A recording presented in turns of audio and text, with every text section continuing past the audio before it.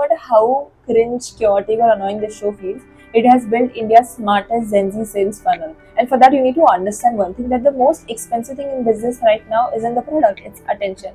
And MTV figured out how to capture it properly. See, there's an old business rule which they follow, which basically says raw materials should be cheap. So what they do, they bring aspiring or wannabe influencers onto the show. And for those people, fame matters more than money.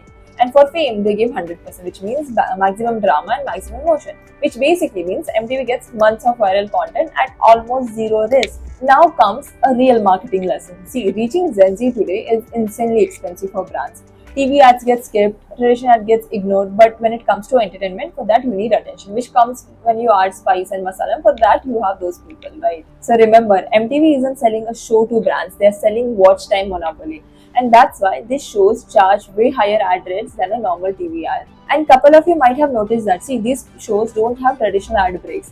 All the brands are integrated in content itself. A contestant usually uses perfume. Someone clicks picture with a Fuji camera on date. A new me outfits become a part of contestant's identity, right? So यहाँ पे what happens? Audience feels like कि this is just a content, but actual में marketing हो रही होती है. And in a business language, we call this a content commerce. And the funniest part, the meme becomes a free marketing for the show. And that's the internet economy today. So remember, brands that control attention eventually controls culture too. Now you tell me, who is your favorite couple or a contestant, and who has influenced you to buy something that you have seen in Splitsvilla?